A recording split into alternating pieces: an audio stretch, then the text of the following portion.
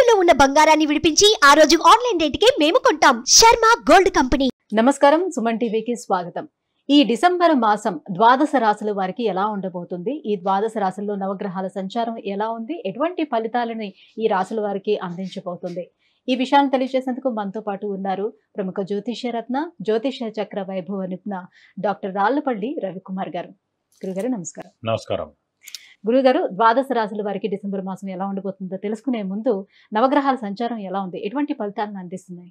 తప్పకుండా. శరదిందు సమాకారే పరబ్రహ్మ స్వరూపిణి వాసరాపీఠ నిలయే సరస్వతి నమస్తుతే. సుమన్ టీవీ ప్రేక్షకులకి నమస్కారం. ముందుగా నవగ్రహాలు ఈ ద్వాదశ రాశుల్లో డిసెంబర్ నెలంతా ఎక్కడ ఉన్నాయో తెలుసుకుందాం. రవి వృశ్చిక రాశిలో ఉంటారు, అలాగే బుధుడు కూడా వృశ్చిక రాశిలో ఉంటారు, శుక్రుడు మనకి మకర రాశిలో ఉంటారు, గురువు వృషభ రాశిలో ఉంటారు, శని స్వస్థానమైన మనకి కుంభరాశిలో ఉంటారు, అలాగే రాహు మీన రాశిలో ఉంటారు, కేతు మనకి కన్యా రాశిలో ఉంటారు. ఇంకా ఆఖరిగా మనం కొంచెం ముఖ్యంగా ఇంపార్టెంట్ చెప్పుకోవాల్సింది ఏంటంటే కుజుడు. సాధారణంగా కుజుడు 45 డేస్కి ఒక రాశి నుంచి ఇంకో రాశికి మారుతారండి. అనుకోకుండా మనకి 20 అక్టోబర్ నుంచి కుజుడు నీచ స్థానంలో కర్కాటకలో ఉన్నాడు. అది వక్రగతి అని మళ్ళీ స్ట్రైట్ కానీ అన్నీ కలిపి ఓవరాల్గా మనకి జనవరి 20 తారీఖు దాకా కుజుడు నీచలోనే ఉంటాడనమాట. సో కాబట్టి మనం జాగ్రత్తగా ఉండాలి. సో కుజుడు అసలు దేనికి కారకుడు కూడా ఒకసారి తెలుసుకుందాం.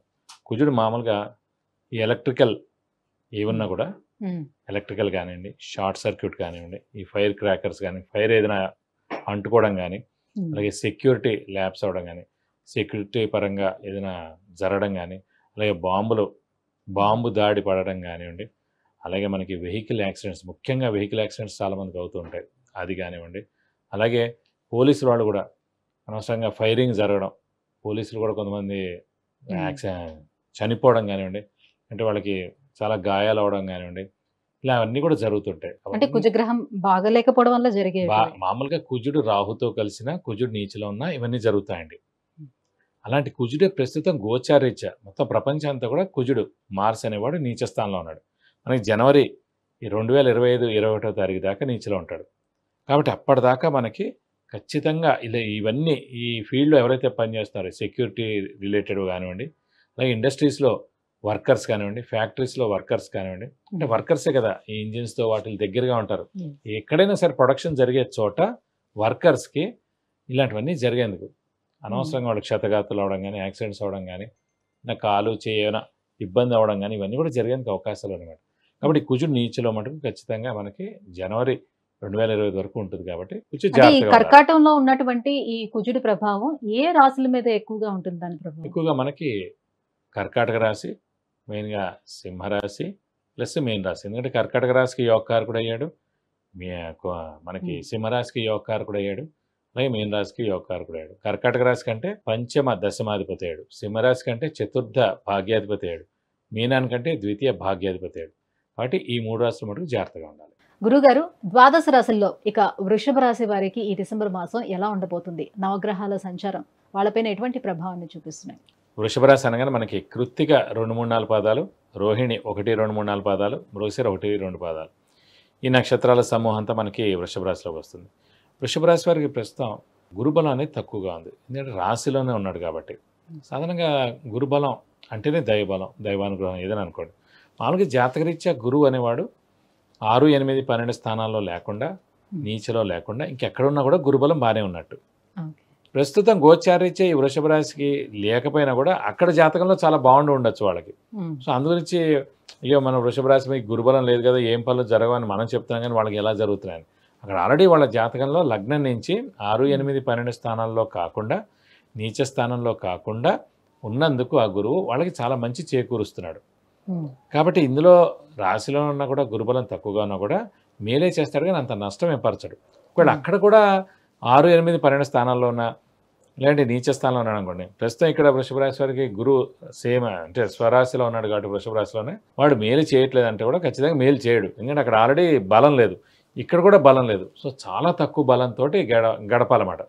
ఆర్థికంగా ఇబ్బందులు, ఎక్కడికి వెళ్ళినా పనులు జరగకపోవడం, దేవుడి గుడికి వెళ్దాం అని చెప్పి 2, 3 నెలల నుంచి అనుకుంటూ ఉంటాడు, వెళ్ళలేకపోవడం, వెళ్ళంగానే ఆ తలుపులు మూసేయడం, అర్చన అనగానే టైం అయిపోవడం.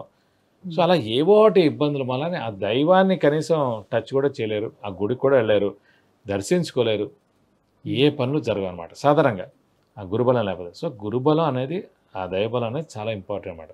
సో ప్రస్తుతం వృషభ రాశి వారికి కొంచెం తక్కువగా ఉంది కాబట్టి దైవబలం పెంచుకోవాలి, దైవనామస్మరణ చేయాలి, దైవబలం పెంచుకోవాలి. అలాగే తీర్థయాత్రలు వెళ్ళాలి, అలాగే మనం దైవ దర్శనం చేసుకుంటూ గురువుగారిని దర్శించాలి, వాళ్ళ యొక్క బ్లెస్సింగ్స్ తీసుకోవాలి. ఇలా ఇవన్నీ చేసుకుంటూ ఉండాలండి. ఎందుకంటే ప్రస్తుతం లేదు కాబట్టి దాన్ని మనం పెంపొందించుకోవడం. సో బ్లడ్ మనకి తక్కువ ఉందండి, హిమోగ్లోబిన్ కూడా, అవన్నీ తినాలి, ఆకుకూరలు తినాలి, లేకపోతే ఫ్రూట్స్ తినాలి, ఇంకేమైనా తినాలి. అది పెరిగేదాకా, లేదంటే వీక్నెస్, కళ్ళు తిరిగి పడిపోతారు. అలాగే ఈ దైవబలాన్ని పెంచుకోవాలి. మళ్ళీ నెక్స్ట్ ఏడాది అలా గురుబలం వస్తుంది. వాళ్ళ జాతకరీత్యా 2, 5 లేకపోతే 7, 11 ఈ స్థానాల్లో ఉండి ఇక్కడ గురుబలం ఇప్పుడు స్వరాశిలో ఉన్నప్పటికీ కూడా వాళ్ళకి బాగానే ఉంటుంది. పర్లేదు, 50%. 50% అక్కడ బాగాలేదు, 6, 8, 12లో ఉన్నాడు, నీచలో ఉన్నాడు. ఇక్కడ ప్రస్తుతం ఎలా ఉంది, 30% బాగుంటుంది. అర్థమైందండి. సో అలా అనమాట, అలా మ్యాచ్ చేయాలి ఏదైనా సరే. కాబట్టి ప్రస్తుతం మటుకు గురుబలం తక్కువగా ఉండమాలని దైవబలం పెంచుకోవాలి, బాగా కష్టపడాలి. ఏదైనా సరే కష్టపడితే కానీ పనులు జరగవు, అదొక మెయిన్ పాయింట్. ఇంకొకటి, శని కూడా బాగున్నాడు. శని ఆరోగ్యకారకుడు, ఆయుష్కారకుడు. ప్రస్తుతం మనకి దశమ స్థానంలో చాలా బాగుంది కాబట్టి ఆరోగ్యం, ఆయుష్ చాలా బాగుంటుంది. ఇంట్లో పెద్దవాళ్ళు, చిన్నపిల్లల ఆరోగ్యం కూడా చాలా బాగుంటుంది. గృహిణులకి మానసిక ఒత్తిడి తగ్గుతుంది. అలాగే ఇందాక మనం ఒక స్టోన్ గురించి చెప్పుకున్నట్టు ఇప్పుడు కెంపు గురించి చెప్పుకుంటాం. కెంపు అంటే సూర్యుడి యొక్క మన స్టోన్ పెట్టుకునేది అనమాట. కెంపు కూడా అందరూ పెట్టుకోకూడదండి.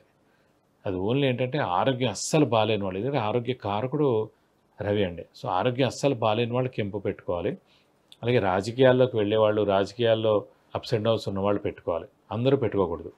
ఫర్ ఎగ్జాంపుల్ ప్రెగ్నెంట్ ఉమెన్ కనుక కెంపు పెట్టుకుంటే వాళ్ళకి మిస్క్యారేజ్ అయ్యేందుకు అవకాశాలు ఎక్కువగా ఉన్నాయి. అలాగే పిల్లలు సంతానం గురించి అనుకుంటూ ఉంటారు, వాళ్ళు కూడా కెంపు పెట్టుకోకూడదు. దానివల్ల కూడా పిల్లలే పుట్టరు. కెంపు అంటే జాతకరీత్యా ఇప్పుడు కెంపు పెట్టుకోమన్నారని పెట్టుకుని అట్లానే వదిలేసి ఇప్పుడు మళ్ళీ ప్రెగ్నెన్సీ ప్లాన్ చేసుకోవడం లాంటి, అందుకని అది కష్టం అన్న. అంటే ఆ టైంలో తీసేయాలి. అసలు కెంపు అవసరం లేదు, 90% అవసరం ఉండదండి. ఎందుకేం చెప్పాను, రాజకీయ నాయకులకి, బాగా అనారోగ్యం చేసిన వాళ్ళకి వీళ్ళిద్దరే పెట్టుకోవాలి, ఇంకెవరు పెట్టుకోక్కర్లేదు. ఇంకెవరికి అంత అవసరం లేదు, ఇంకెవరు అవసరం లేదు, అందరూ పెట్టుకోక్కర్లేదు. ఈ 2 కావాలన్న వాళ్ళు పెట్టుకోవాలి.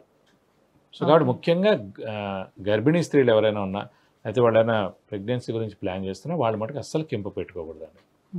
గురుగారు, మరి ఉద్యోగస్తులకు ఎలా ఉంటుంది? వాళ్ళకి ఈసారి ప్రమోషన్స్ ఏమైనా ఆగిపోయి ఉంటాయి, వచ్చే అవకాశం ఎంతవరకు ఉంటాయి? ఉద్యోగస్తులు చాలా బాగుంటుంది. ఎందుకంటే మనకి దశమాధిపతి, దశమ స్థానం అంటేనే ఉద్యోగ స్థానం, ప్రొఫెషన్ స్థానం. అలాంటి దశమ స్థానంలోనే మనకి శని స్వస్థానంలో ఉన్నాడు. శని మామూలుగా ప్రొఫెషన్ కారకుడు, ఉద్యోగ కారకుడు. కాబట్టి మంచి ఉద్యోగం రావడం, ప్రమోషన్స్ రావడం, నేమ్ అండ్ ఫేమ్ రావడం, మంచి అంటే ఫారెన్ టూర్ కానీ, విజిట్స్ కానీ, అసైన్మెంట్స్ రావడం, ఇలాంటివన్నీ కూడా జరుగుతాయి అన్నమాట. కాబట్టి శని చాలా బాగున్నాడు కాబట్టి ఉద్యోగస్తులు పట్టిందల్లా బంగారం అని చెప్పుకోవచ్చు. అయితే టోటల్గా అదృష్టం వైజ్గా మనం చూసుకున్నట్లయితే ఈ డిసెంబర్ మాసం ఎట్లా ఉంటుంది వీళ్ళకి? అనుకూలంగా అదృష్టం కూడా చాలా బాగుందండి. గురుబలం తక్కువగా ఉన్నా, అందుకే నేను ఫస్ట్ హార్డ్ వర్క్, సెకండ్ అదృష్టం, థర్డ్ దైవబలం. హార్డ్ వర్క్ అనేది బాగుంది, ఎందుకంటే రాశ్యాధిపతి అయిన శుక్రుడు భాగ్యస్థానంలో చాలా బాగున్నాడు, మిత్రక్షేత్రమైన మకరంలో, శని క్షేత్రంలో చాలా బాగున్నాడు. అలాగే గురువు వృషభ రాశిలో ఉన్నాడు, అంటే స్వరాశిలో ఉన్నాడు, అంటే స్వరాశి ఇన్ ద సెన్స్ సేమ్ రాశిలో ఉన్నాడు, వృషభ రాశిలో ఉన్నాడు. కాబట్టి ఒక 30 to 40% గురుబలం ఉంది. కానీ అదృష్టకారకుడు వృషభ రాశికి భాగ్య దశమాధిపతి అయిన శని దశమ స్థానంలో స్వస్థానంలో ఉన్నందుకు అదృష్టం 100కు 100 ఉంది. కాబట్టి అదృష్టం ప్రభావం వీళ్ళకేమీ లేదు, వీళ్ళకి ఏం లేదండి. ఎందుకంటే వీళ్ళకి వ్యయాధిపతి అయ్యాడు, సప్తమాధిపతి అయ్యాడు, అంత ప్రాబ్లం ఉండదు వీళ్ళకి, అంత ఇది లేదు. కాబట్టి వీళ్ళకి మటుకు మెయిన్గా అదృష్టం బాగుంది కాబట్టి దైవబలం తక్కువ ఉన్న అన్ని పనులు జరుగుతాయి. మరి గురువు అనుగ్రహం కూడా పొందాలి అంటే ఎలాంటి పరిహారాలను పాటించాలంటారు? గురువు అనుగ్రహం పొందాలంటే ఖచ్చితంగా దత్తాత్రేయ స్వామిని ఎక్కువగా పూజించాలండి. ప్రతిరోజు దత్తాత్రేయ స్వామి అష్టోత్తరం చదువుకోవడం. అలాగే నెక్స్ట్ ఏడాది మనకి మే దాకా ఈ గురువు వృషభ రాశిలో ఉంటాడు కాబట్టి గురుబలం తక్కువగా ఉంటుంది కాబట్టి ప్రతి గురువారం ఉపవాసం ఉంటే చాలా మంచిది. గురువుకి ఇంకా బలం పెరగాలంటే గురువుకి 16,000 సార్లు జపం చేయించి శనగపప్పు కేజీంపావు, ఒక ఎల్లో లుంగి, 1000 రూపాయల వర్త్ గోల్డ్ ఐటమ్ దాని వేస్తే కనుక దోషం మొత్తం తొలగిపోతుంది. విద్య, ఉద్యోగం, వివాహం, ఆరోగ్యం, ఐశ్వర్యం, వాహనం, విదేశీయానం వీటన్నిటి గురించి తెలుసుకోవాలంటే కింద స్క్రోల్ అవుతున్నటువంటి నెంబర్కి కాల్ చేసి గురువుగారి అపాయింట్మెంట్ పొందవచ్చు. గురుగారి, ఈ డిసెంబర్ మాసం వృషభ రాశి వారికి ఎలా ఉండబోతుంది? ఎటువంటి పరిహారాలను పాటించుకుంటే ఇంకా బాగుంటుంది? ఈ అంశాన్ని తెలియజేసినందుకు ధన్యవాదాలు. నమస్కారం.